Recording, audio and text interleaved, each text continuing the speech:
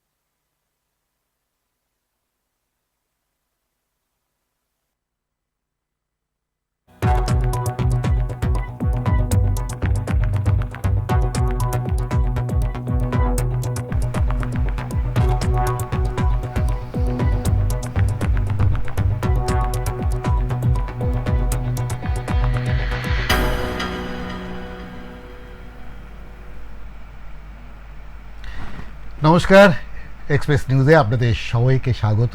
হ্যাঁ, আজ জানেন শনিবার 4টে মানেই আমাদের হেলথ এক্সপ্রেস। আর হেলথ এক্সপ্রেস মানেই আপনাদের কাছে বার্তা, স্বাস্থ্য সম্পর্কে সচেতনতা। প্রতিদিন আমরা আপনাদের কাছে নতুন নতুন বিষয় নিয়ে কিন্তু উপস্থিত হই, আর সেই বিষয়গুলো অবশ্যই রিলেটেড থাকে স্বাস্থ্য অর্থাৎ মেডিকেল নিয়ে।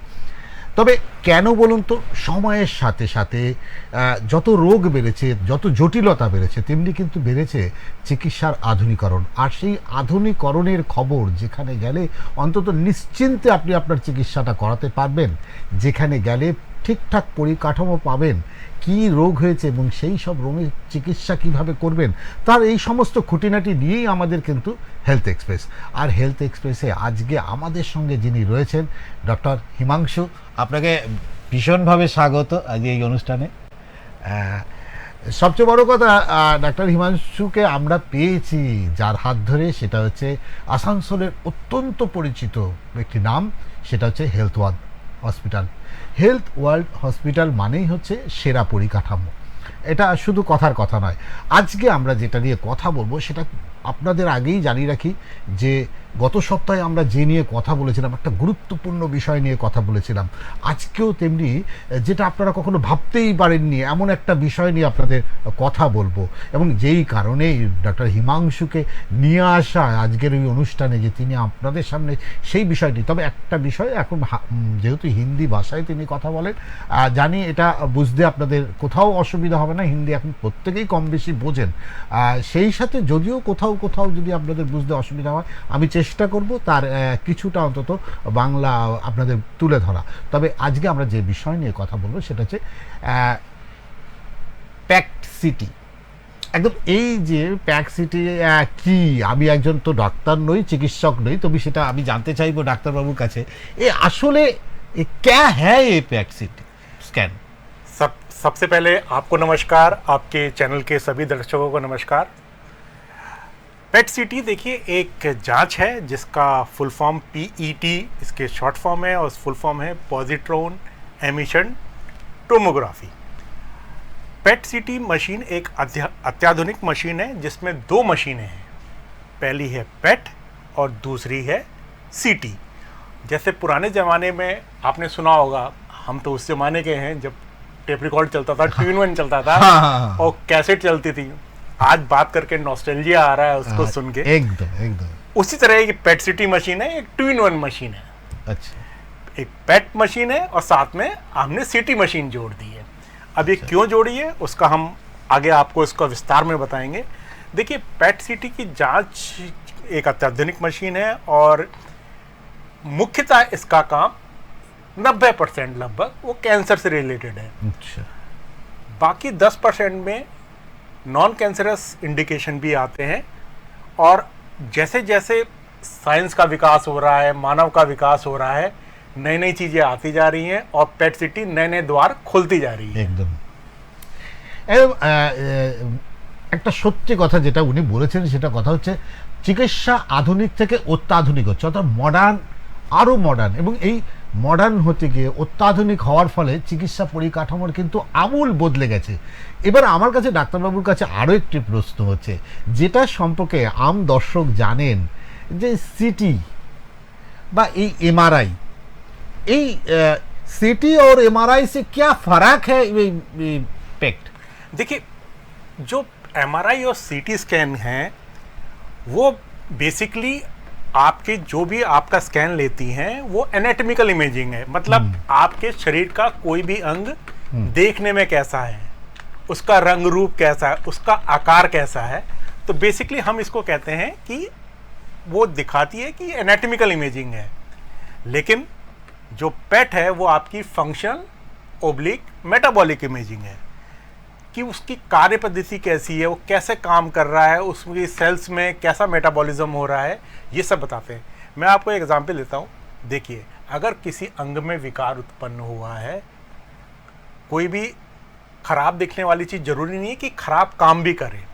डॉक्टर को मान लीजिए अगर किसी रोग के वश अंग में कुछ विसंगति आ गई है, कुछ डिस्टॉर्शन आ गया है, तो उसकी कार्य करने की क्षमता कैसी है और उसमें बाकी चीज़ें क्या हो रही हैं, ये सीटी नहीं बता पाएगी, ये पेट सीटी करेगी। अब चूंकि ये आधुनिक मशीन है, हमने क्या करा, हमने पेट और सीटी को दोनों को कंबाइन कर दिया। पेट देगी हमारी मेटाबॉलिक इमेज और जो सीटी है वो बताएगी लोकेशन उसकी। अच्छा, तो मतलब आपको जैसे गूगल मैप में आजकल आप डालते हैं, फीड करते हैं और सीधे जहां जाना होता है वहां पहुंच जाते हैं, एकदम दुर्घटनाओं को छोड़ के। तो ऐसे ही पेट सिटी मशीन के दोनों के कॉम्बिनेशन से 1 और 1 11 हो गया है। तो पेट सिटी जो है वो सटीकता से बीमारी के बारे में बता देती है। মানে ভীষণ একটা আশ্চর্যজনক কথা, চিকিৎসা বিজ্ঞানের মডার্ন যে মেডিকেলের একটা ভয়ানক আবিষ্কার যদি বলা যায় তাহলে সেটা বলা যাবে। কারণ এই মুহূর্তে যেটা ডাক্তারবাবু বলছে সেটা হচ্ছে যে আপনি কিন্তু এই চিকিৎসা মানে এই পদ্ধতির মাধ্যমে দ্রুততার সাথে রোগ কোথায় একদম নির্দিষ্ট করে পর্যবেক্ষণ করে বলতে পারে, একদম इंडिविजुअली बोल सकता है कहाँ बीमारी कहाँ छुपा है। ये तो है, किंतु एक और एक बात जब डॉक्टर साहब पहले ही बता रहा था कि ये कैंसर के लिए कितना जरूरी है व कितना महत्वपूर्ण है, ये पहले तो आप थोड़ा सा बता चुके हैं, अगर खोल के बताए तो सबसे अच्छा होगा। देखिए, कैंसर हमने जैसा कि पहले हमें मालूम है, कैंसर में हमारे शरीर की जो सेल्स हैं, कोशिकाएं हैं, उनकी अनियंत्रित, जो कि आवश्यक नहीं है, जिसमें कोई कंट्रोल नहीं है, वृद्धि करने लगती हैं। अचानक ही बेकार की वृद्धि होने लगती है, जो कि शरीर के लिए अच्छी नहीं है।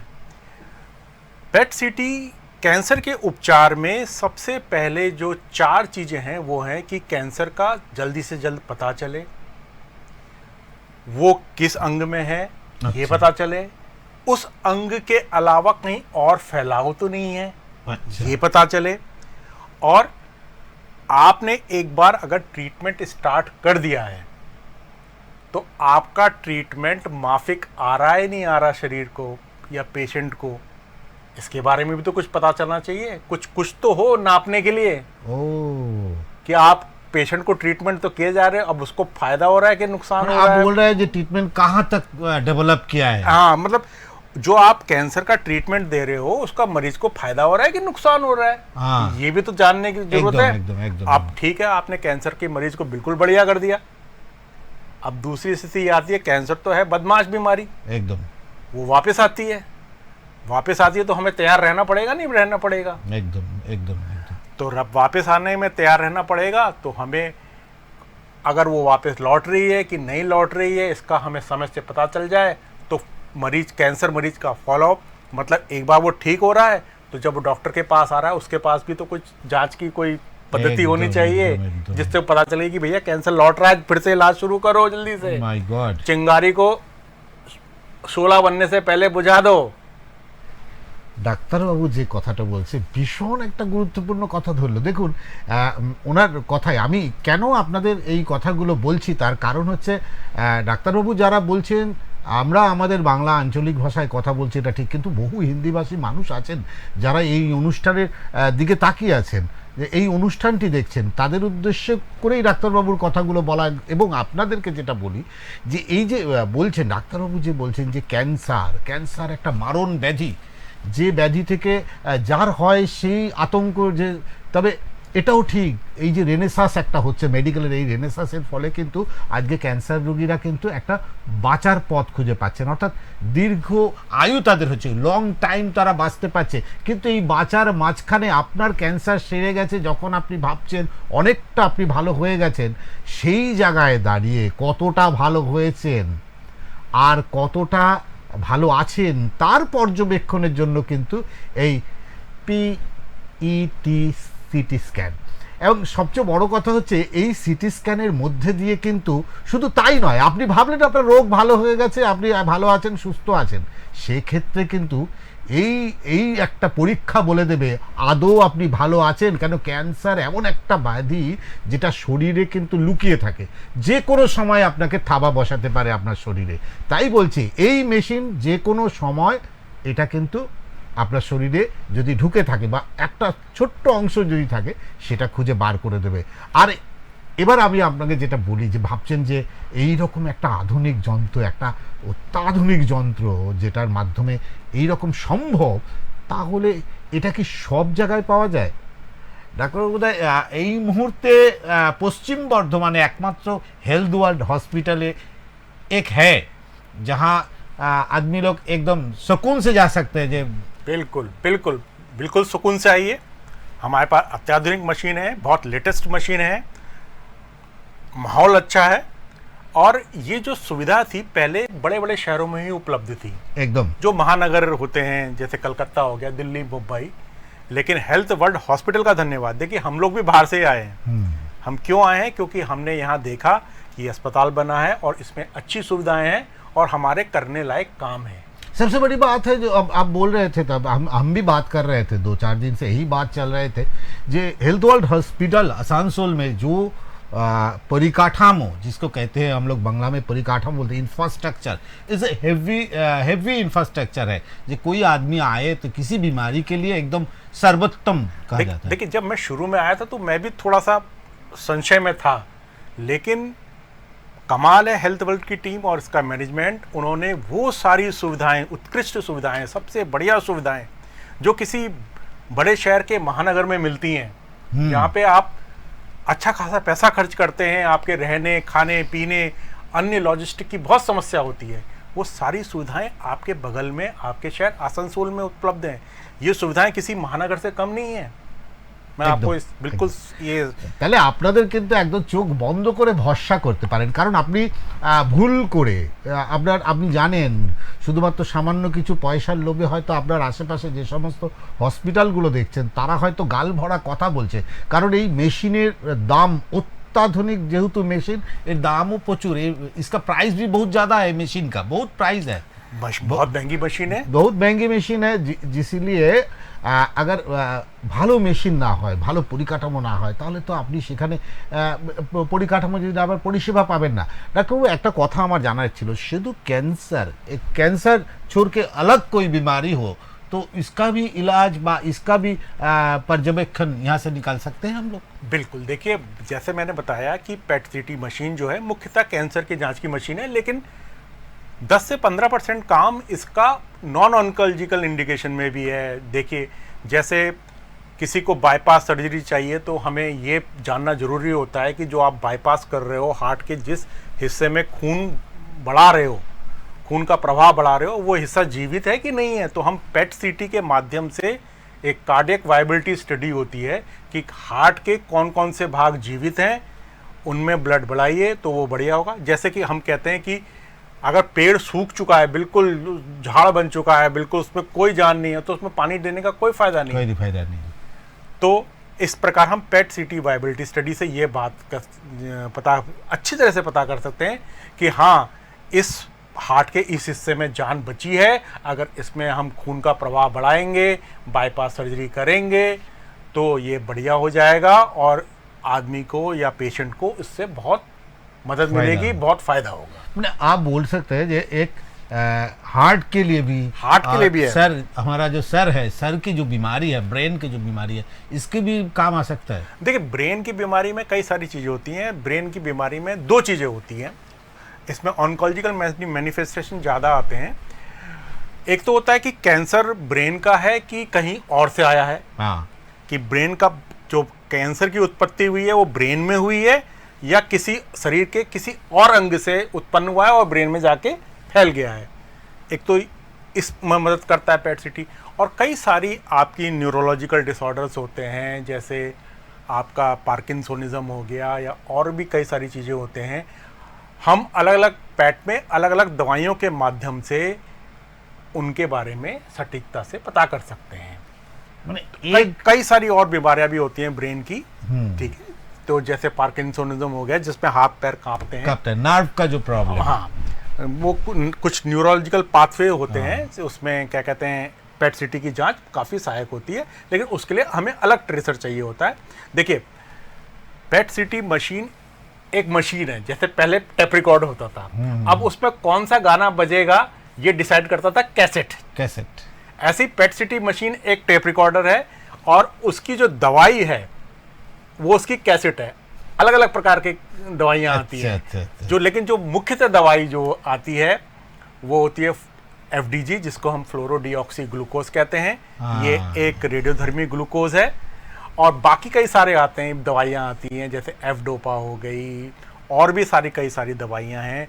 F18 खाली हो गया, एक F18 PSMA स्कैन होता है, कई सारी दवाइयाँ हैं। और अब जब कंटिन्यूअस बारे में बात कर रहे थे आती जा रही हैं। तब एक चीज मेरे को जानकारी चाहिए, जब वो जो इंजेक्शन देना पड़ता है उसी टाइम के लिए आप बोल रहे हैं, इसके लिए कोई साइड इफेक्ट होता है क्या? देखिए, इस सवाल से पहले जैसे अभी अब नॉन ऑन्कोलॉजिकल मैनिफेस्टेशन में एक चीज़ मैं बताना भूल गया था, मैं उसके बारे में बताता हूँ। जैसे मान लीजिए किसी आदमी को ज्वर आ रहा है, बुखार आ रहा है, और रेगुलर इलाज और ट्रीटमेंट के बाद भी उसका बुखार नहीं उतर पा रहा है। हो सकता है ये इन्फेक्शन हो सकता है ये और कोई कैंसर वाली बीमारी हो। तो इन्फेक्शन इमेजिंग में भी पेट सिटी बहुत कारगर सिद्ध है। अच्छा। पहले आप आज से 15-20 साल पहले आप कई बार कहीं होता है कि आप क्या कहते हैं एसेस करते थे कि यार ये हो सकता है, ये हो सकता है, ये हो सकता है, तो आप एक प्रकार से ट्रीटमेंट देते थे। लेकिन अब आपके पास जांच की पद्धति एक मौजूद है, तो आप पक्का बता सकते हो कि यार हाँ ये इन्फेक्शन के कारण है, और क्या कहते हैं मैं इसको अगर पर्टिकुलर एंटीबायोटिक दूंगा तो इसका इन्फेक्शन दूर हो सकता है। या फिर ये जो बुखार आ रहा है इन्फेक्शन इमेजिंग में, ये बुखार नॉर्मल एंटीबायोटिक वाला नहीं है, ये कैंसर वाला कारण है, लिम्फोमा वगैरह है, इसका इलाज दूसरा है। देखिए, लिम्फोमा एक ऐसी बीमारी है, हमारे देश में टीबी इतनी प्रचलित है कि लिम्फोमा के आधे मरीज तो टीबी की दवा खा के आते हैं, उनको वो दवा फायदा नहीं कर रही होती है, तो बाद में जब जांच करवाते हैं तो पता चलता है भैया ये टीबी नहीं है, ये तो कुछ और ही है। अब आई बात इंजेक्शन की। देखिए, छोटा सा रेडियोधर्मी इंजेक्शन है, रेडियोएक्टिव सब्सटेंस है, लेकिन उसका कोई हवा नहीं है। आप नॉर्मल आप इस कमरे में मौजूद हैं, आप में बैठे हैं, ये नेचुरल बैकग्राउंड रेडिएशन मिल रहा है हमें। अगर आप विदेश यात्रा कर रहे हैं, यहाँ से अमेरिका जा रहे हैं, 10, 12, 14 घंटे की फ्लाइट ले रहे हैं, उसमें भी रेडिएशन है। तो है, ठीक है ना। आप ऑर्थोपेडिक सर्जरी करा रहे हैं, या क्या कहते हैं कोई क्या कहते हैं आपकी एंजियोप्लास्टी हो रही है, या कोई भी चीज़ है जिसमें सियाम का उपयोग हो रहा है, उसमें भी रेडिएशन है। लेकिन रेडिएशन की मात्रा इतनी कम है। और लेकिन उसके फायदे देखिए। जैसे आप तो खोल के बता दिया एक बहुत बढ़िया बात, কারণ আমরা জানি আপনারা ভীষণ এটা নিয়ে চিন্তা করেন, কোনো সাইড এফেক্ট তো হবে না। আপনি যেখান দিয়ে যাতায়াত করছেন, আপনি যখন ট্রেনে যাতায়াত করছেন, আপনি জানেন না উপরে যখন হাই ভোল্টেজটা চলছে সেইটা 25,000 ভোল্টেজ আছে, তার একটা রেডিয়েশন আপনার শরীরে কাজ করছে। আসলে এগুলো ছোট ছোট স্বার্থ, এই ছোট ছোট স্বার্থগুলোকে ভেবে লাভ নেই, কারণ আপনার শরীরে যদি মারণ ব্যাধি বসে থাকে তাহলে মারণ ব্যাধি থেকে মুক্তির একমাত্র উপায় যে সেই রোগটাকে চিহ্নিত করা, তার চিকিৎসা করা। ডাক্তারবাবু আরও একটা কথা, যেহেতু আমি এখন এই মুহূর্তে আপনাদের लोग तो ऑडियंस का आदमी मैं हूँ, आप एक डॉक्टर है, इसलिए पूछना ऑडियंस की तरफ से मैं पूछ रहा हूँ, जिसका पास एलर्जी है, कोई भी एलर्जी है, तो ये पैक्ट सिटी स्कैन करने के लिए कोई दिक्कत होगा? नहीं, देखिए आज तक, क्योंकि देखिए रेडियो एक्टिव जो दवा है उसकी मात्रा बहुत सूक्ष्म है। आपको पानी वानी नजर आएगा कि ये तो दे रहा है, लेकिन उसकी मात्रा इतनी सूक्ष्म है कि इससे अभी तक कोई भी ऐसी एलर्जिक रिएक्शन, जिसे कहते हैं कि कोई भी एडवर्स रिएक्शन, अभी तक रिपोर्टेड नहीं है। हाँ, क्या कहते हैं, जो आप सीटी स्कैन में क्या कहते हैं कंट्रास्ट देते हैं, आजकल तो बहुत अच्छे कंट्रास्ट मटेरियल आ गए। पेट सीटी में भी हम जो जिनके किडनी फंक्शन ठीक होते हैं उसमें कंट्रास्ट देते हैं, लेकिन वो प्रॉपर एलर्जी टेस्टिंग करते हैं और सारे प्रिकॉशन लेते हैं, पेशेंट से हिस्ट्री लेते हैं। बस जितना सीटी कंट्रास्ट में रिस्क है, उतना अगर पेट सीटी में कंट्रास्ट अगर हम दे रहे हैं तो उतना ही रिस्क है। लेकिन इससे जो जानकारी मिल रही है वो बहुत ज़्यादा है, बहुत कारगर है, बहुत सटीक है। মানে একদম আপনাদের একদম পরিকাঠামো নিয়ে যেটা ডাক্তারবাবুর কথাই কিন্তু একদম পরিষ্কার একটা কথা। দেখুন, ছোটোখাটো যে কোনো ক্ষেত্রে আপনি যখন বাজার থেকে কোনো সবজি কিনে খাচ্ছেন, जो भेज लोग हम लोग बाजार से खरीद के खाते हैं, हम सोचते हैं इसमें कोई साइड इफेक्ट है, भाई हम खाएंगे नहीं। আসলে খাওয়ার সময় আমরা চিন্তা করি না, কারণ তখন আমাদের পেটটাকে ভরানোর একটা ব্যাপার থাকে। তো সেমনি আমি আপনাকে বলি, বেঁচে থাকার জন্য সুস্থ থাকাটা ভীষণ জরুরি। আর সুস্থ থাকার সাথে জড়িয়ে আছে একটা নাম, সেটা হচ্ছে হেলথ এক্সপ্রেস। আর হেলথ এক্সপ্রেসের সঙ্গে যেটা জড়িয়ে আছে সেটা হচ্ছে হেলথ ওয়ার্ল্ড হসপিটাল আসানসোল। আজকের বিষয় আপনারা বুঝতেই পাচ্ছেন, একটি বিরল চিকিৎসা নিয়ে আমরা আলোচনা করছি, কারণ অত্যাধুনিক এই যে মডার্ন ইকুইপমেন্ট এসে গেছে। আর এর আগের দিনও আপনারা এই আলোচনা করছিলাম, সেই সাথে এই সপ্তাহেও আমরা আলোচনার বিষয় যে মডার্ন ইকুইপমেন্টকে ব্যবহার করা। আপনি হয়তো জানেনই না আপনার শরীরে একটা রোগ। আমি এইটাই বলতে চাইছিলাম ডাক্তারবাবুকে যে अगर कोई चाहे যে हमारे अंदर क्या बीमारी है जानने के लिए हम पेट सीटी स्कैन करेंगे, ये क्या संभव है?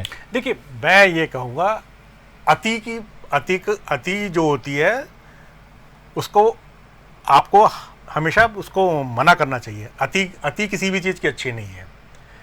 मेरा ये मानना है, खुद अपना मरीज को खुद अपना इलाज नहीं करना चाहिए। और इसको पेट सीटी एक अच्छी बड़ी जांच है। इसको नॉर्मल मतलब स्क्रीनिंग मेथड या नॉर्मल की मेरा कोई अंदर बीमारी है इस तरह से नहीं। देखिए, आपकी बीमारी में हो सकता है सुई से काम चल जाए, तो आप तोप क्यों चला रहे हो? एकदम सही ठीक है, बात आपकी बीमारी छोटी सी है, आप बड़ी जांच क्यों करा रहे हो? देखिए, अपने डॉक्टर पे विश्वास करिए। एकदम एकदम जो आपका फैमिली फिजिशियन है, जो आपके परिवार का अगले 20-25 साल से इलाज कर रहा है, आपके पिताजी का भी इलाज कर रहा है, आपका भी इलाज किया है, सर्वप्रथम राय उससे लीजिए। वो बताएगा, हाँ उसके बस में होगा, वो आपको लिखेगा, नहीं तो वो फर्दर स्पेशलिस्ट के पास आपको रख देगा। तो पेट सीटी की जांच खुद में मत कराइए। अगर जांच कराना ही है तो डॉक्टर से संपर्क करिए, उनको क्या कहते हैं, अगर जरूरत लगेगी तो वो पेट सीटी की जांच करवाएगा। একদম। যদি মনের মধ্যে এরকম কখনো শঙ্কা আসে যে আমার ডাক্তারবাবু আমার লিখছে না কোনো কারণে, তাহলে আপনার কাছে একটা ঠিকানা আছে, সেটা হচ্ছে হেলথ ওয়ার্ল্ড। কারণ কি বলছে, হেলথ ওয়ার্ল্ড আসানসোলে যে ডাক্তাররা আছে তারা হয়তো আপনাকে সঠিক পরামর্শ দিতে পারে আপনার এটা প্রয়োজন আছে কি নেই। তবে তার আগে কিন্তু একটা বায়োডাটা নিয়ে যাবেন, আপনার রোগের কি কি রোগ আছে, প্রেশার কতটা, সুগার কতটা, ডিটেলস একটা না নিয়ে গেলে একজন ডাক্তার দুম করে আপনাকে এই ধরনের চিকিৎসার পরামর্শ দেবে না। তবে আমরা পরবর্তী যে প্রস্তুতি যাব, যে একজন ক্যান্সার রোগীর জন্য কতবার এই টেস্টটা করাতে পারে। एक बात कहे, अगर कोई कैंसर का बीमारी हो तो उसको कितना बार पेट सीटी स्कैन करना पड़ेगा? देखिए, ये उसके इलाज पर, उसकी बीमारी पर, उसकी बीमारी की अवस्था पर क्या चल रहा है। कैंसर में कई सारी चीज़ें होती हैं, सर्जरी भी होती है, रेडियोथेरेपी भी होती है और कीमोथेरेपी भी होती है। तो ये जो ट्रीटिंग फिजिशियन है वो उसके हिसाब से अपना क्या कहते हैं इसका डिसाइड करता है कि कितने दिन में करना है। देखिए, नॉर्मल सर्जरी के बाद 4 से 6 हफ्ते हम पेट सीटी नहीं करते हैं, क्योंकि वो एक हीलिंग प्रोसेस होती है। जब घाव आपके जो हैं वो सब भर जाएं, उसके बाद हम पेट सीटी करते हैं। इसी प्रकार जब कीमोथेरेपी वगैरह है, कीमोथेरेपी में अगर आपको बीच में कीमोथेरेपी के बीच में पेट सीटी करवाना है, ये जानने के लिए कि ये कीमोथेरेपी काम कर रही है कि नहीं कर रही, तो अगली कीमोथेरेपी से जस्ट पहले हम पेट सीटी कर लेते हैं। अमूमन ये 21 दिन में भी हो सकता है, 4 हफ्ते में भी हो सकता है, तो वो डॉक्टर के ऊपर है। लेकिन 6 हफ्ते से 8 हफ्ते में पेट सीटी कराने में कोई नुकसान नहीं है। हाँ, इनकी संख्या कितनी होगी ये प्रमाणिकता आपके डॉक्टर के हिसाब से होगी। ऐसा कोई नहीं है कि हम क्या कहते हैं इसको बम्बार्ड कर दें। अगर उसको आवश्यकता होगी डॉक्टर को, तो वो एक निश्चित समय बाद पेट सीटी कराएगा। जनरली 4 से 6 हफ्ते या 8 हफ्ते में हम पेट सीटी को रिपीट कर लेते हैं। वो पेशेंट की आवश्यकता के पर निर्भर करता है। একদম খুব সুন্দর ডাক্তারবাবু যেটা বললেন আপনাদের জন্য, খুব দায়িত্বপূর্ণ একটা কথা বলেন। দেখুন এটা হচ্ছে ডাক্তারবাবু যেটা বলছেন সেটা হচ্ছে সবটাই নির্ভর করে একজন সঠিক ডাক্তারের উপর। যে ডাক্তার আপনার চিকিৎসা করছেন, যেখানে আপনি চিকিৎসা করছেন সেখানে তারা প্রয়োজন মনে করবে। তবে তার মধ্যেও ডাক্তারবাবু বলে দিলেন যে আপনি 6 সপ্তাহ পর একবার আপনি করতে পারেন। কখন করতে পারেন সবটাই পরিকল্পিত। যদি আবারও আপনার মনে হয় যে এটা কোথাও আপনি শুনতে পেলেন না বা মিস করে গেছেন, তাহলে আপনাকে বলে দেই আমাদের এই এক্সপ্রেস নিউজের নিজস্ব একটা ইউটিউব লিঙ্ক আছে, হেলথ এক্সপ্রেসের। সেইখানে গিয়ে আপনি এই অনুষ্ঠান বারবার চাইলে শুনতে পারেন। সেখানে আপনার মনের প্রশ্নগুলো আপনি সেখানে লিখে দিতে পারেন। আপনার যেগুলো মনের মধ্যে প্রশ্ন হবে সেই প্রশ্নগুলো আমরা পৌঁছে দেব হেলথ ওয়ার্ল্ডের আসানসোলের বিশিষ্ট চিকিৎসকদের কাছে। তারা আপনাদের পরামর্শ দিতে পারবে আগামী অনুষ্ঠানের মধ্যে দিয়ে। তবে এরপরে যেটা আমি প্রশ্নটায় যাব, ডাক্তারবাবু আমার ভীষণ জানতে ইচ্ছা করছে, এই जब इसको होता है, स्कैन जब होता है, तो कोई पेन वगैरह कुछ ऐसा कोई प्रॉब्लम होता है क्या? देखिए हम ये जो ऑडियंस की तरफ से हाँ बिल्कुल बिल्कुल ये सवाल हो सकते हैं, और कोई भी सवाल जो होता है चाहे कितना छोटे से छोटा हो वो महत्वपूर्ण होता है। तो देखिए हम जो ये दवा देते हैं वो इंजेक्शन के माध्यम से देते हैं, जो कि आपकी नस में लगाया जाता है। उतना ही दर्द होगा जैसे आप ब्लड सैंपल देने जाते हैं या कोई इंजेक्शन लगाते हैं नस में, बस उतना ही दर्द होगा। अच्छा, हम इसको अगर हम क्वांटिफाई करना चाहें तो आप दर्द तो सब्जेक्टिव है। किसी को चींटी काटना भी बहुत बड़ा लगता है, किसी को कुछ नहीं लगता है, सुई से कहीं सुई से डर जाता है। तो इसमें कोई ऐसा कोई दर्द नहीं है, कोई ऐसा कोई चीर फाड़ नहीं है, या क्या कहते हैं क्या कि शून्य करना पड़ रहा है या कुछ ऐसे कुछ नहीं है। बस एक इंजेक्शन है, एक इंजेक्शन देते हैं, बस उतना ही दर्द है। কোনো টেনশনের কোনো বিষয় নেই। ডাক্তারবাবু বললেন যারা সুইতে ভয় পান তারা তো এমনি ভয় পাবেন, তাহলে সামান্য একটা ইঞ্জেকশন, আর সামান্য একটা ইঞ্জেকশনেই হয়তো আপনার এই পুরো বিষয়টাই পরিষ্কার হয়ে যেতে পারে। ভয় পাওয়ার কিছু নেই। আর সত্যি কথা বলতে আজকে যে কঠিন কথাগুলো, খুব কঠিন কথা আপনাদের সঙ্গে যখন আমি বলছি, মানে চিকিৎসার এই একটা রেনেসাঁস যদি বলা যায়, এই রেনেসাঁস পিরিয়ডটা যখন আমি ব্যাখ্যা করছেন ডাক্তারবাবু, তখন আমি নিজেকেও ভীষণ চমকিত হচ্ছি, মানে চমকে যাচ্ছি যে চিকিৎসা বিজ্ঞানের এত বড় একটা আবিষ্কার হয়ে গেছে যেটা সম্পর্কে বহু মানুষের অজানা। আবারও বলছি যে আমি আপনাদের হয়ে প্রশ্ন করছি, এই প্রশ্নগুলো শুধু আপনাদের জন্য করা। আপনাদের হয়ে প্রশ্ন, যদি আপনাদের কোনো প্রশ্ন থাকে তাহলে আপনারা অবশ্যই করতে পারেন। একটা কথা ডাক্তারবাবু, एक बात है आपसे पूछना था যে अगर किसी ने आपको पास स्कैन करने आए तो इसके लिए क्या प्रस्तुति लेना चाहिए उनको? आए तो जैसे शुगर के लिए नहीं खाना चाहिए, हाँ। ऐसी देखिए मैंने जैसे बताया कि जो पेट सीटी स्कैन है उसमें जो मुख्यतः दवाई यूज़ करते हैं, एफडीजी पेट स्कैन की बात कर रहे हैं हम, क्योंकि वो एक रेडिएक्टिव ग्लूकोज है। तो हम इसमें जो पेशेंट को कहते हैं कि आप अपने रात को खाना खाइए, अगर आप सुबह 8 बजे हम स्कैन कर रहे हैं या 10 बजे स्कैन कर रहे हैं, रात में अपना खाना खाइए, जो दवाई आप लेते हैं लीजिए, और फिर उसके बाद आपको कुछ और नहीं खाना है जब तक आपका स्कैन ना हो जाए। पानी आप पी सकते हो, नॉर्मल पानी, फिर नॉर्मल सादा पानी आप पी सकते हो। फिर एक बार आपसे रिक्वेस्ट करता हूँ, अगर ऑडियंस उधर है, ये अगर फिर से एक बार बता दे तो अच्छा होता है। देखिए क्या कहते हैं, पेट सीटी की जांच में अगर कोई डायबिटिक नहीं है, जिसको शुगर की बीमारी नहीं है, वो रात में अपना खाना खाए, और जो भी क्या कहते हैं दवाइयाँ लेता है वो दवाई ले। और अगर हम ये बात कर रहे हैं कि हम सुबह उसका पेट सीटी करने आए, रात में खाना खाने के बाद 10 बजे तक खाना खा लीजिएगा, 11 बजे खाते हैं 11 बजे खा लीजिए, जो भी आपका समय है।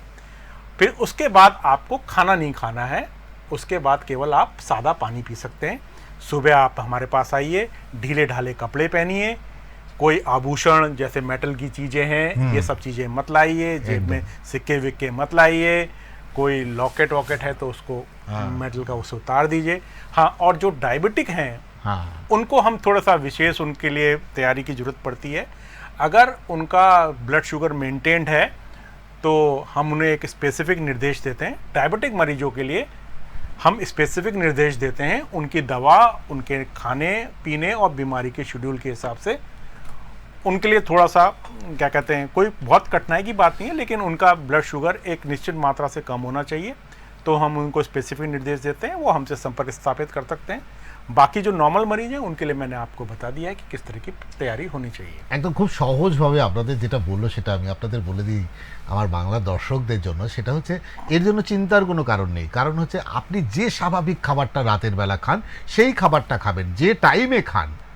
আমার মনে হয় পরের দিন যখন আপনি যাবেন তখন একটা প্রস্তুতি আপনার থাকে, সময় মতো খাবারটা খেয়ে নিন, কারণ একটা বিশ্রামের রেস্ট এর একটা বড় জরুরি দরকার আছে, একটা মানসিক প্রস্তুতির একটা ব্যাপার থাকে। সুতরাং খাবারটা সঠিক সময় খান, কারণ খাবারটা একটা হজম হওয়ার ব্যাপার থাকে। এরপরে যেটা হচ্ছে ডাক্তারবাবু বলছে আর কিচ্ছু নিষেধ নেই, আপনি সকালবেলা উঠুন, হ্যাঁ সকাল থেকে কোনো খাবার খাবেন না, শুধুমাত্র আপনি জল পান করতে পারেন, জলটা আপনি পান করতে পারেন, জলটা পান করলে সেক্ষেত্রে আর কোনো অসুবিধা নেই। আরেকটা কথা ডাক্তারবাবু খুব গুরুত্বপূর্ণ বলেছেন, যারা সুগারের রুগী, বেশি করে যারা সুগারের রুগী তাদের ক্ষেত্রে কিন্তু তারা যেমনটা করেন ওষুধ খান তেমনি খাবেন, কিন্তু তার আগে যেটা দরকার সেটা হচ্ছে সুগারের রুগীদের ক্ষেত্রে ডাক্তারবাবু বলছেন যে একটা পর্যবেক্ষণ করা দরকার, সেটা অবশ্যই তাদের সঙ্গে আলোচনা করে, কারণ আপনার সুগার কত আছে সেই সুগারের হিসাবে, অর্থাৎ আপনার সুগারটা যদি হাই থাকে সেক্ষেত্রে ইনসুলিন নিয়ে একটা ব্যাপারটাকে একটা মাত্রায় আনতে হবে, তারপর করতে হবে। সুতরাং আমি একদম পরিষ্কার বলছি, সহজ করে বলা যে এতে ভয় পাবার কিছু নেই, খুব ইজি। এবার ডাক্তারবাবুর কাছে আরও একটা প্রশ্ন নিয়ে, আমি জানি অনেক বয়স্ক মানুষ রয়েছেন, নানা সমস্যায় রয়েছেন, তারা হয়তো হৃদয়ের সমস্যায় রয়েছেন, নার্ভের সমস্যা রয়েছেন, তারা ভাবছে আমাদের জন্য কিছু বলে, जिसका उम्र ज़्यादा हो उसके लिए क्या ये सीटी स्कैन कितना जरूरी है, कर सकते हैं, कोई प्रॉब्लम नहीं? कोई प्रॉब्लम नहीं है। देखिए, अगर पेशेंट को डॉक्टर ने जांच अगर इसको प्रिस्क्राइब किया गया है तो इसको कराने में कोई दिक्कत नहीं है। हम आराम से 85-90 साल अगर पेशेंट है हम करते हैं, इसमें कोई बात नहीं। देखिए, सवाल ये है कि जांच से मरीज को फायदा होगा कि नहीं होगा। अच्छा, कोई जबरदस्ती का सौदा नहीं है। अगर जांच से मरीज को फायदा होना है तो जांच करवाइए, एज कोई लिमिट नहीं है। ওকে, বহুত अच्छी बात है। আপনারা বুঝতেই পারছেন বয়সের কোনো লিমিটেশন নেই, এখানে আপনার পরীক্ষাটা জরুরি। তবে দ্বিতীয় প্রশ্ন, আমি আরেকটা প্রশ্ন, আমি জানি যারা গর্ভবতী মহিলা আছে, মা যারা আছে, যারা বাচ্চাদের ব্রেস্ট দেন অর্থাৎ স্তন দান করেন যারা, अगर कोई माँ गर्भवती हो, अगर प्रेग्नेंट महिला हो, अगर कोई उसको बच्चे को दूध देते हैं, तो अगर इसके लिए कोई निषेध, विधि निषेध, कोई प्रॉब्लम? ये बहुत महत्वपूर्ण सवाल है। देखिए, अगर कोई माँ गर्भवती है तो गर्भवती माँ के लिए न्यूक्लियर मेडिसिन में हम जांचें अवॉइड करते हैं। एकदम। तो गर्भवती महिला की जांच हम नहीं करते, ये एक क्या कहते हैं मोटा मोटा नियम है। हाँ, अगर मान लो कोई महिला स्तनपान करा रही है, चूँकि ये दवा स्तन में दूध में आती है, तो हम ये कहते हैं कि आप दवा के जो इंजेक्शन देने पहले से, अगर आप बच्चे को स्तनपान करा रही हैं या कुछ भी है, तो दूध अपना निकाल लीजिए, उसको सुरक्षित रख लीजिए बच्चों को, वो क्या कहते हैं दवा लेने से पहले। और उसके बाद जब आपने इंजेक्शन ले लिया है तो कम से कम 24 घंटे तक आप स्तनपान ना कराएं, बच्चे को 24 घंटे तक स्तनपान ना कराएं। अगले दिन आप स्तनपान करा सकते हैं, आराम से करा सकते हैं, कोई दिक्कत नहीं है। हाँ, अगर बच्चे का स्तनपान जरूरी है तो दवा लेने, जो भी हमारा रेडियो एक्टिव इंजेक्शन है उसको लेने से पहले अपना मिल्क एक्सपेल कर लीजिए, उसको सुरक्षित रख लीजिए। आजकल तो बहुत तरह तरीके हैं उसको करने के, और वो आप अपने बच्चे को दे सकती हैं। और जब आपको इंजेक्शन लग गया है, हाँ, उसके बाद आप अगले 24 घंटे तक आप इस बच्चे को स्तनपान ना कराएं।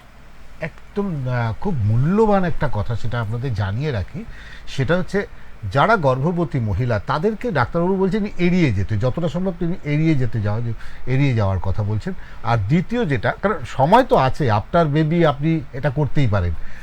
তবে আরেকটা কথা যেটা, যারা বাচ্চাদের মায়েরা, যে মায়েরা বাচ্চাদের দুধ দেন তাদের ক্ষেত্রে ডাক্তারবাবুর কথা হচ্ছে অবশ্যই তিনি করতে পারেন, সেক্ষেত্রে একটু বিধিনিষেধ হচ্ছে।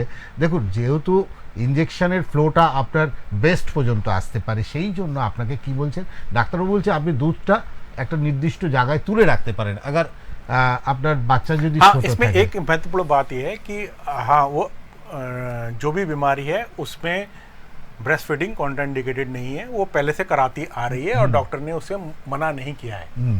उस स्थिति में हम बात कर रहे हैं, क्योंकि पेट के इंडिकेशन नॉन ऑन्कोलॉजिकल में भी हैं, कैंसर के अलावा भी कई सारी बीमारियां होती हैं उसमें। এটা ভয় পাওয়ার কিছু নেই, একদম ডাক্তারবাবু বলছে এটা আপনার জন্য, আপনি সাবধানতা, আপনার সন্তানের জন্য আপনি এটা করতেই পারেন, কারণ এখানে কোনো বিধি নিষেধ। তবু ডাক্তারবাবু এটা বলছেন, এটা নিজে থেকেই দায়িত্ব নিয়ে বলছেন যে এটা আপনি করতে পারেন, এটা আপনার নিজের যদি মনে হয় আপনি এটা করতেই পারেন। খুব ভালো কথা। আমরা কিন্তু এবার আমরা পুরো দুটো বিষয় নিয়ে, ভীষণ দায়িত্বপূর্ণ দুটো বিষয় নিয়ে আমরা আলোচনা করেছি। এবার একজন যখন একজন এই पेट सीटी स्कैन जखन कराए कर रहा है, उसके बाद एक आदमी कितना जल्दी, माने कितना जल्दी वो पूर्वा स्वाभाविक अवस्था में फिर जाते हैं। देखिए, इस पे बहुत सूक्ष्म मात्रा में हम रिडक्टिव सब्सटेंस देते हैं। अगर मरीज की जनरल कंडीशन अच्छी है, अगर वो चल फिर के आ रहा है तो वो चल फिर के जा सकता है। अगर आप ड्राइव करके आ रहे हैं, आपने स्कैन कराया, उसके बाद आप खाना वाना खा लीजिए, क्योंकि सुबह से भूखे रहते हैं, आप ड्राइव करके वापस जा सकते हैं घर, कोई दिक्कत नहीं है। বাহ, এত বড়িয়া। সবচেয়ে আরেকটা কথা বলি ডাক্তারবাবুকে, এটা আমার প্রশ্ন, আপনারা জানেন, আপনারা ওখানে বসে আছেন, আমার আজকে ভালো লাগছে কারণ আমি একটা নতুন বিষয় নিয়ে আপনাদের সঙ্গে কথা বলছি। তবু আরেকবার বলে দিই যে এই মুহূর্তে আসানসোলে হেলথ ওয়ার্ল্ড হসপিটাল স্বাস্থ্য পরিষেবার সেরা পরিকাঠামো নিয়ে আছে। বারবার সেই পরিকাঠামো নিয়েই আমরা আলোচনা করি এবং সেখানকার বিশিষ্ট চিকিৎসকরা নিয়মিত আমাদের সঙ্গে এই অনুষ্ঠানে থাকেন। এবার যে প্রশ্নটা আমি ডাক্তারবাবুকে করতে যাচ্ছি সেটা হচ্ছে একদম আপনাদেরই প্রশ্ন, যে कोई संक्रामक जो व्याधि है क्या इसी में निकल सकते हैं, देख सकते हैं? देखिए, मैंने वो बताया था इन्फेक्शन इमेजिंग। एकदम इन्फेक्शन इमेजिंग में पेट सीटी का रोल है। अगर मान लीजिए किसी के शरीर में कोई इन्फेक्शन बढ़ रहा है या किसी वजह से इन्फेक्शन है, कोई हम बाहर से कोई कृत्रिम चीज़ डालते हैं, कुछ इम्प्लांट्स डालते हैं, कार्डियक पेसमेकर डालते हैं या ऑर्थोपेडिक इम्प्लांट डालते हैं, उनमें इन्फेक्शन है या नहीं, तो हम पेट सीटी से उसके बारे में पता कर सकते हैं। और इन्फेक्शन इमेजिंग में इसका रोल है और ये सिद्ध हो चुका है। तो इन्फेक्शन इमेजिंग में भी अगर आपका डॉक्टर आपको निर्देश दे रहा है, आपको कह रहा है कि आप पेट सीटी कराइए क्योंकि बाकी जांचों से मुझे इन्फेक्शन के सोर्स का पता नहीं चल रहा है, तो ऐसे मामलों में पेट सीटी आपके लिए और आपके ट्रीटिंग फिजिशियन के लिए काफ़ी सहायक हो सकता है। একদম একদম পরিষ্কারভাবে বলছেন ডাক্তারবাবু, নিশ্চিন্ত থাকুন, চোখ বন্ধ করে ভরসা করতে পারেন, কারণ আপনার সুস্থ থাকার দায়বদ্ধতা নিয়েছে আসানসোলের হেলথ ওয়ার্ল্ড হসপিটাল। দায়িত্ব নিয়ে তিনি বলছেন যে যে পরিকাঠামো আমাদের এখানে আছে সেই পরিকাঠামো দিয়ে আমরা পরিষেবা দিতে পারবো, সুতরাং আপনারা এখানে আসতেই পারেন, কোনো অসুবিধা নেই। এবং ডাক্তারবাবু স্বয়ং এখানে থাকেন, এখানে চিকিৎসা দেন, মানে আপনাদের এই সমস্ত কাজ। আরেকটা হচ্ছে যে इसका रिपोर्ट कितना टाइम लगता है निकालने में, माने आदमी को?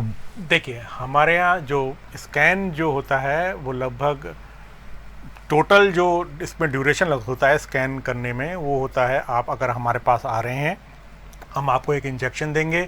इंजेक्शन देने के 45 मिनट से 1 घंटा तक वेट पीरियड करते हैं ताकि जो हमने दवा दी है वो आपके शरीर में पूरी फैल जाए और जहां उसे जाना है वो चली जाए।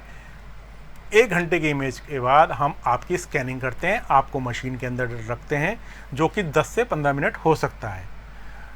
तो टोटल आप मान लीजिए कि आप हमारे पास आए हैं और आपका स्कैन पूरा हो गया है, इसमें मोटा मोटी 2 से 2.5 घंटे लगते हैं। ठीक है, ये स्कैन की प्रक्रिया है। स्कैन ख़त्म हो जाने के बाद हमारा हेल्थ वर्ल्ड हॉस्पिटल में ये वो है कि हम 24 घंटे के भीतर मरीज को रिपोर्ट दे देते हैं ताकि उसका इलाज जल्द से जल्द शुरू हो सके। तो 24 घंटे मान लीजिए कि आपने आज स्कैन कराया तो कल आपके हाथों में रिपोर्ट होगी। ये थोड़ी सी जटिल जांच है, इसमें काफ़ी लंबी, काफ़ी स्कैन देखने पड़ते हैं, काफ़ी चीज़ें आगे पीछे ऊपर नीचे देखनी पड़ती हैं, और तभी देखिए जल्दी में कोई भी काम अच्छा नहीं होता है। इसलिए हम रिपोर्ट बना के उसको अच्छी तरह चेक करके, पेशेंट की हिस्ट्री लेकर, सारी चीज़ों का मिलान करके, कभी हो सकता है हम आपके डॉक्टर से भी बात करें, तो हम एक निष्कर्ष पे पहुंचते हैं। और इस निष्कर्ष में पहुंचने के लिए हमें कम से कम 24 घंटे का समय लगता है। একটা ডাক্তারবাবু যারা বললেন সেরকমটা তো সত্যিই সত্যি একটু 24 ঘন্টা সময় লাগতেই পারে। কিন্তু আমার আরও একটা প্রশ্ন আছে। ডাক্তারবাবু বললো আমরা যখন রিपोर्टটা काके দেখাবো, হ্যাঁ, अगर इस रिपोर्ट को लेकर कौन सा डॉक्टर को पास जाना जरूरी है? देखिए, आपको मैंने पहले ही बताया कि आप सीधे हमारे पास मत आइए, आपको कोई डॉक्टर ही प्रिस्क्राइब कर रहा होगा आपका स्कैन कराने के लिए, तो हमारी रिपोर्ट आप उसी डॉक्टर के पास जाइए जिसने हमारे पास आपको भेजा है। अगर किसी वजह से आप उस डॉक्टर से मतलब माफिक नहीं है कि आप अपना डॉक्टर बदलना चाहते हैं या डॉक्टर चेंज करना चाहते हैं, तो उसी स्पेशलिटी से संबंधित जो भी डॉक्टर आपकी पसंद का है उसी के पास इस रिपोर्ट को लेकर जाएं। आपको रिपोर्ट में सारी चीज़ें मिलती हैं, आपको एक रिटर्न रिपोर्ट मिलती है, एक सीडी मिलती है, अच्छा, एक्सरे की फिल्म्स मिलती हैं कई सारी, और एक कलर इमेजेस भी मिलती हैं जो कि पेट सिटी की इमेज होती हैं। और ये बहुत अच्छा एक इमेज का कलेक्शन होता है जिसमें डॉक्टर देखते ही समझ जाता है कि बीमारी का क्या स्थिति है और वो आपका जल्द से जल्द ट्रीटमेंट स्टार्ट कर सकता है। आप जब बोल रहे थे ये सर की जैसे मस्तिष्क की और रीढ़ की हेल्प करता है स्कैन करने में, कितना थोड़ा डिटेल्स अगर बताए तो दर्शक अभी भी इंतज़ार में है, प्रोग्राम के लास्ट टाइम में है। ज़्यादातर आदमी के पास 2-4 बीमार ज़्यादा है, एक तो शुगर है, 2 प्रेशर है, तीसरा हार्ट का बीमारी है और चौथा तो है सर का, हर टाइम हमारा नार्व का प्रॉब्लम है। इसीलिए हम चाहते हैं इस बारे में थोड़ा खुल के बताएं। तो देखिए, मस्तिष्क की कई सारी बीमारियां होती हैं, जैसे मैंने पहले बताया, मस्तिष्क का कैंसर हो सकता है, मस्तिष्क में कहीं और से कैंसर आ सकता है, कई सारे मूवमेंट डिसऑर्डर्स होते हैं, और मिर्गी का दौरा भी होता है। कई मिर्गी के दौरे ऐसे होते हैं जिनका नॉर्मल दवाइयों के बाद भी झटके आने बंद नहीं होते हैं। कुछ में ऐसा होता है कि आपको सर्जरी की ज़रूरत पड़ती है उस मिर्गी के दौरा को दूर करने के, कि ब्रेन का कोई हिस्सा ज़्यादा एक्टिव हो गया है, आपको उस हिस्से को रिसेक्ट करना पड़ेगा, तब जाके आपको मिर्गी से आराम मिलेगा। तो पेट सीटी की जांच उस स्पेसिफिक जगह जहाँ पे वो एक्टिविटी हो रही है उसको पिन पॉइंट कर सकता है, ताकि आपका जो न्यूरोसर्जन है उसको काफ़ी हद तक मदद मिले इस निष्कर्ष में पहुँचने के लिए कि मुझे सर्जरी कहाँ करनी है। एकदम इसका जैसे आप बता रहा था, पहले हम लोग क्या करते, एक्सरे करते थे, तो कोई बीमारी होता तो वही दर्द है एक्सरे कर लो, उसके बाद आया MRI और थोड़ा ज़्यादा हो गया, उसके डेवलप आया इस CT स्कैन जो आप बोल रहे थे इसके बारे में, पेट CT स्कैन। तो इसमें खर्चा कितना पड़ता है, क्या आम आदमी ले सकता है?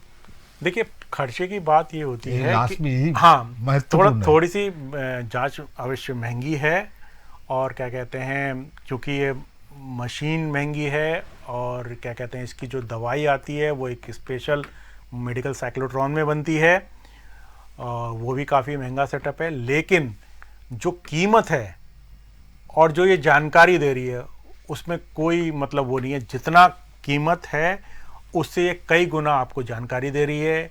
कैंसर का इलाज महंगा इलाज है, लेकिन महंगा इलाज सटीकता से होना चाहिए, बिल्कुल एप्रोप्रिएट होना चाहिए, ना ज़्यादा होना चाहिए ना कम होना चाहिए। लेकिन जो ये जानकारी दे रही है उस हिसाब से ये जांच आपको सस्ती ही पड़ेगी लॉन्ग टर्म में, और इसका फ़ायदा ये है कि विभिन्न जो आपके मेडिकल इंश्योरेंस हैं उसमें ये जांच कवर होती है, तो आपको लॉन्ग टर्म में ये जांच सस्ती ही पड़ती है। लेकिन सस्ते महंगे को के डिफरेंस को छोड़ के आप ये देखिए कि मुझे मेरी बीमारी के बारे में एक सही जांच मिल रही है जो कि मुझे सही रास्ता दिखा रही है। कैंसर का इलाज महंगा इलाज है, कीमोथेरेपी एक महंगा इलाज है, लेकिन अगर कीमोथेरेपी आपको असर नहीं कर रही है तो ये कौन बताएगा? ये पेट सिटी बताएगा। एकदम আজকে খুব গুরুত্বপূর্ণ বিষয় নিয়ে আলোচনা হলো। ডাক্তারবাবুকে আমি অসংখ্য ধন্যবাদ দেবো আসানসোল হেলথ ওয়ার্ল্ড হসপিটালকে, কারণ এইরকম একটি অনুষ্ঠান করার জন্য তাদের সহযোগিতা ছাড়া এটা কখনোই সম্ভব হতো না। তবে একটা বিষয় ভীষণ আমি ডাক্তারবাবু বললেন, এই প্রশ্নটা আমার ছিল যে স্বাস্থ্য বিমায় আওতায় আছে কি না, हेल्थ जो इंश्योरेंस है इसके अंदर है कि नहीं। डॉक्टर तो खुल के बता दिया जी इसके अंदर ये है। एक प्रश्न है डॉक्टर बाबू से, क्योंकि आम आदमी लोग सभी हॉस्पिटल में ये परिकाठामो जो इंफ्रास्ट्रक्चर है क्या, हमको तो नहीं लगता है। कि सरकारी अस्पतालों में ही? कोई भी हॉस्पिटल नहीं में नहीं नहीं, देखिए ये विशिष्ट जांच है और क्या कहते हैं, ये बड़े शहरों में उपलब्ध थी। ये इस रीजन का सौभाग्य है कि आपके आसनसोल में इतनी महत्वपूर्ण जांच उपलब्ध है। मैं डॉक्टर होने के नाते नहीं, मैं मनुष्य होने के नाते मैं विशेष धन्यवाद दूंगा हेल्थ सिटी हॉस्पिटल्स के मैनेजमेंट का, इनके जो भी टीम है, कि आपने जो बड़े शहरों की जांच है वो छोटे शहर में जो आम मरीज है, जो दुखी मरीज है, जो बड़े शहरों में भटकता रहता था, उसके द्वार पे आपने ये जांच पहुंचा दी है।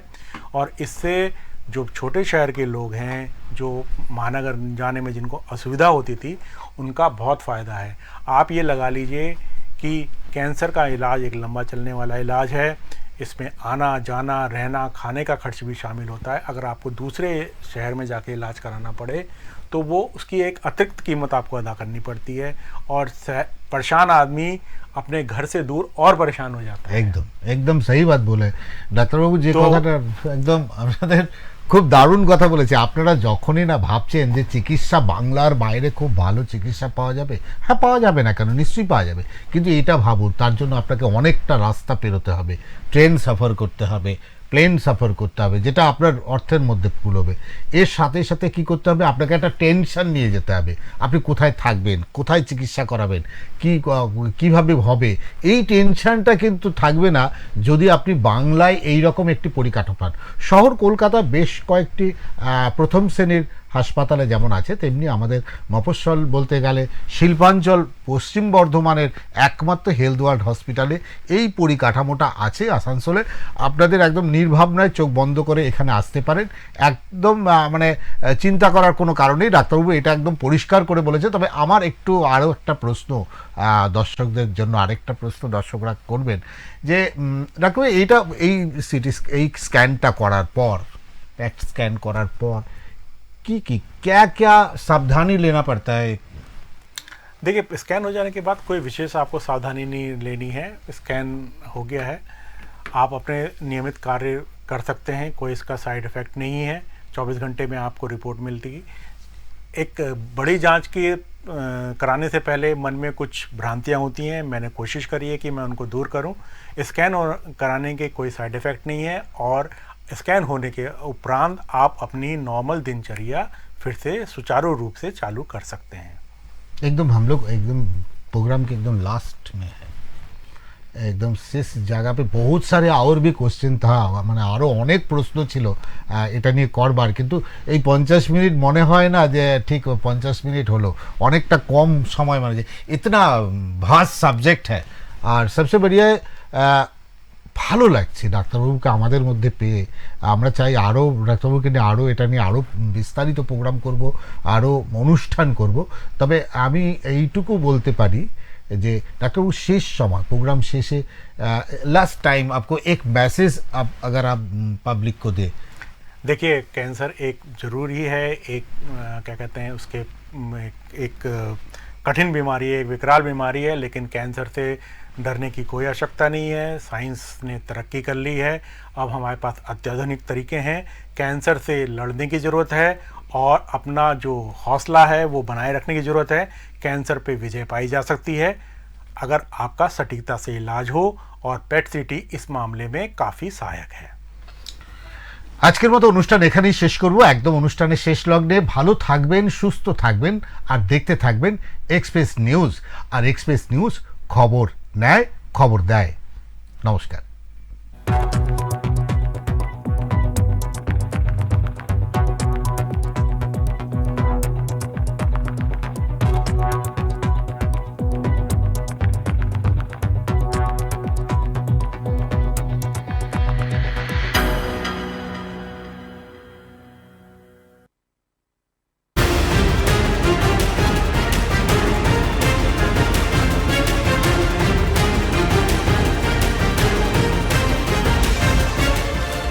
এই হলো ডেডলাইন কমিউনিকেশনস প্রাইভেট লিমিটেড। আপনারা দেখছেন এক্সপ্রেস নিউজ, খবর নেয়, খবর দেয়।